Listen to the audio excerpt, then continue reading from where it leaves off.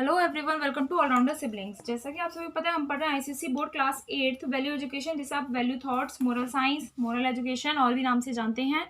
हम क्लास 8 की स्टडीज कर रहे हैं। क्लास 7 भी हमारी साइड बाय साइड चल रही है। ठीक है, तो सारी वीडियोस जरूर देखिएगा। आज हम करेंगे इसका 11th चैप्टर, जिसका नाम है पैट्रियोटिज्म। पैट्रियोटिज्म क्या होता है? देशभक्ति। क्या होती है? पैट्रियोटिज्म मीन्स होता है देशभक्ति। हमने इससे पहले 10 चैप्टर तक सारे चैप्टर्स हो चुके हैं हमारे। इसमें भी कुछ ही चैप्टर्स बच रहे हैं, तो इसके बाद अगर आपको जो भी नया सब्जेक्ट पढ़ना है, बायोलॉजी, केमिस्ट्री, फिजिक्स, हिस्ट्री, कुछ भी सब्जेक्ट पढ़ना है तो आप हमें कमेंट करके बता दीजिए, हम वही सब्जेक्ट स्टार्ट करेंगे। चलिए स्टार्ट करते हैं। Patriotism. Ask not what your country can do for you. आपको ये नहीं पूछना चाहिए कि आपकी कंट्री आपके लिए क्या कर सकती है। Ask what you can do for your country. ये पूछो कि आप क्या कर सकते हो कंट्री के लिए। ये बात कही थी जॉन फिट्जगरलैंड कैनेडी। किसने कही? जॉन फिट्जगरलैंड कैनेडी, इन्होंने ये बात कही थी। तो बच्चों, children are the citizens of tomorrow. आज के जो बच्चे हैं वो कल के नागरिक बन जाएंगे। ठीक है, so it is necessary to develop extreme patriotism amongst children right from early days. तो ये बहुत ज़्यादा ज़रूरी है कि बहुत ज़्यादा देशभक्ति बच्चों के अंदर जगा दी जाए आज ही के दिन से। ठीक है, अगर उनकी जनरेशन में नेशन के प्रति कुछ अफेक्शन नहीं रहेगा, प्यार नहीं रहेगा, तो वो जल्द ही डूम्ड हो जाएंगे, यानी कि गिर जाएंगे। इफ़ नेशन सर्वाइव्स, अगर नेशन सर्वाइव करेगा तो हमारी सोसाइटी सर्वाइव करेगी। सोसाइटी सर्वाइव करेगी तभी तो हम रह सकते हैं फिर, है ना। This feeling must be inculcated in the minds of children. ये फीलिंग हमारे माइंड में ज़रूर होनी चाहिए आज के बच्चों में। Let us read the song of youth. हम पढ़ेंगे the song of youth, composed by APJ Abdul Kalam. APJ Abdul Kalam ji के द्वारा ये कंपोज करी गई थी। To know the strength and dreams of youth for their country. जिससे इस पोएम से हमें ये पता पड़ेगा कि उनका कंट्री वो किस तरह की चाहते थे, कि हमारी कंट्री की क्या स्ट्रेंथ होनी चाहिए और यूथ का क्या सपने होने चाहिए, उसके बारे में हम इस पोएम में पढ़ने वाले हैं। तो पोएम का नाम है द सॉन्ग ऑफ यूथ। किसने लिखी थी? APJ Abdul Kalam. As a young citizen of India, वो अपने आप को करते हुए बताते हैं कि उनका नज़रिया कैसा है इंडिया को देखने का। तो वो बोलते हैं as a young citizen of India, India के यंग सिटीजन होने की तरह वजह से। ठीक है, वो एक यंग सिटीजन है इंडिया के। इंडिया कैसा? जिसके पास बहुत सारे हथियार हैं, आर्म्ड है वो इंडिया। किसके कौन से हथियार हैं? जैसे technology, knowledge and love for my nation. और उनके पास और कौन से हैं? टेक्नोलॉजी है, नॉलेज है, और मेरे नेशन के लिए यानी कि इंडिया के लिए क्या है? बहुत सारा प्यार है। I realise small aim is a crime. मैंने महसूस किया कि स्मॉल, अगर आप छोटा एम रखते हो, अपना छोटा गोल रखते हो, तो वो एक क्राइम है, अपराध है। जबकि आपका एम जो है वो बहुत बड़ा होना चाहिए, तभी तो आप कुछ कर पाएंगे। I will work and sweat for a great vision. Vision होता है दूर की दृष्टि, कुछ दूर का सोचना।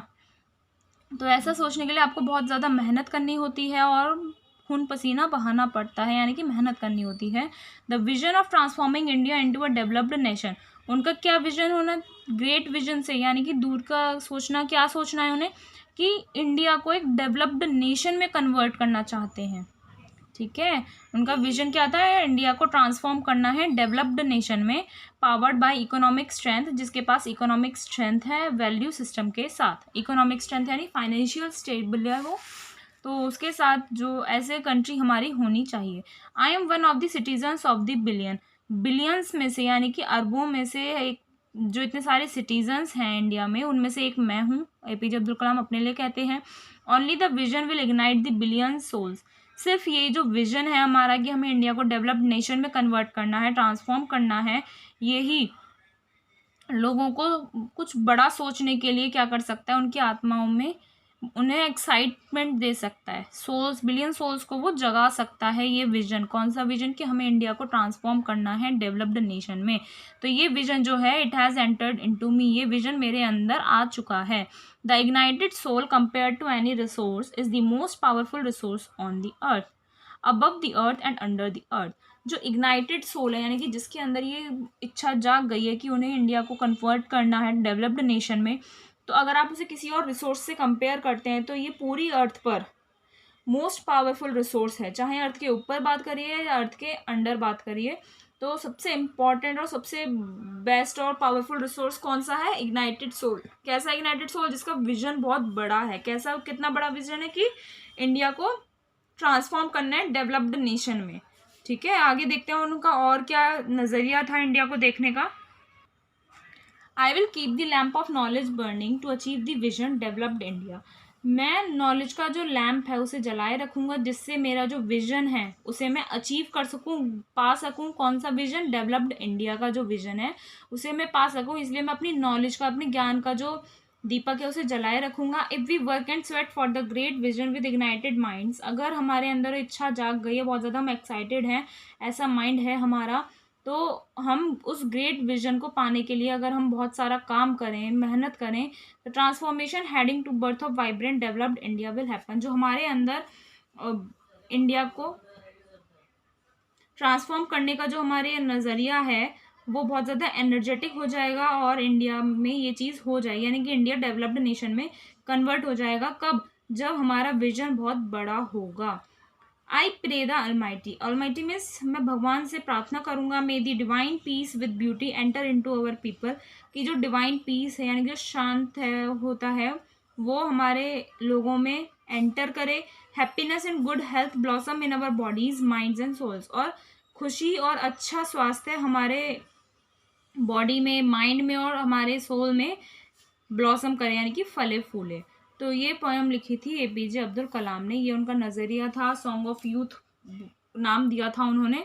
ठीक है, तो आज का हमारा विजन यही होना चाहिए कि हमें इंडिया को डेवलप्ड नेशन में कन्वर्ट करना है। तो ये पोएम यहीं तक खत्म होती है और हम करेंगे इसकी एक्सरसाइज एंड क्वेश्चन आंसर, जिसमें सबसे पहला है what is a crime. Crime क्या है? स्मॉल एम क्राइम है, ग्रेट विजन क्राइम है, both A and B and none of these. तो स्मॉल एम रखते हैं आप तो वो एक क्राइम है। A man who truly loves his country, एक मैन जो अपनी कंट्री को सच में प्यार करता है, will only talk about patriotism, वो सिर्फ पैट्रियोटिज्म के बारे में बात करेगा। Will go out to make all sacrifices, वो आगे बढ़कर और सारे सेक्रीफाइस भी करेगा। Will put himself for service of country, वो अपने आप को कंट्री की देखभाल में और कंट्री के कामों में लगाएगा। और लास्ट ऑप्शन दिया हुआ है both B and C, both B and C इसका आंसर आएगा, क्योंकि वो जो अगर कोई इंसान सच में कंट्री से अपनी से प्यार करता है तो वो सारे सेक्रीफाइस भी करेगा और अपने आप को कंट्री की सर्विस में भी लगाएगा। अब इसके बाद आते हैं क्वेश्चन आंसर्स। सबसे पहला आता है what do understand by the line I realise small aim is a crime. तो आपको इस लाइन से क्या समझ में आता है? कि मैंने महसूस किया कि जो अगर हमारा स्मॉल एम है तो वो एक क्राइम है, एक अपराध है। तो इसमें आपको क्या समझ में आया कि अगर हमारा विजन ग्रेट होगा तो आप तभी कुछ कर पाएंगे। हमारा जो नज़रिया है और जो हम करना चाहते हैं वो हमारा बहुत बड़ा होना चाहिए। तो इसका आंसर यही आएगा। नेक्स्ट आता है what does the poets mean when he says. तो नेक्स्ट क्वेश्चन में पूछ रहा है कि पोएट इस लाइन से क्या कहना चाहता है। कि वो कहता है कि मैं मेहनत करूँगा, काम करूँगा एक ग्रेट विजन के लिए। So poet wants to say that we should work hard for our great vision. The great vision is transforming India into developed nation. ठीक है, नेक्स्ट है how can we make India developed country. हम India को एक developed country में कैसे transform कर सकते हैं? कैसे कर सकते हो? जब आपका ग्रेट विजन होगा और आप हार्ड वर्क करोगे, है ना। Great vision and hard work we can make India a developed country. Next and last question है how does a nation become great. एक कोई भी नेशन है तो वो ग्रेट यानी कि महान कैसे बन सकता है? कैसे बन सकता है? जब आपका विजन बड़ा हो और आप अपनी कंट्री के लिए मेहनत कर रहे हो ताकि वो बहुत महान बन जाए। और कैसे बन सकता है आप हमें कमेंट करके ज़रूर बताइए। ठीक है, ये चैप्टर यहाँ पर आपका फिनिश होता है एक्सरसाइज एंड क्वेश्चन आंसर्स के साथ। मिलते हैं नेक्स्ट वीडियो में नेक्स्ट चैप्टर के साथ। तब तक के लिए सारी वीडियोस देखिए, लाइक कीजिए, शेयर कीजिए और चैनल को सब्सक्राइब करना ना भूलें। आप हमें कमेंट करके ज़रूर बताइए आप नेक्स्ट सब्जेक्ट कौन सा पढ़ना चाहते हैं, हम वही सब्जेक्ट स्टार्ट कर देंगे। ठीक है, मिलते हैं नेक्स्ट वीडियो में। Thank you.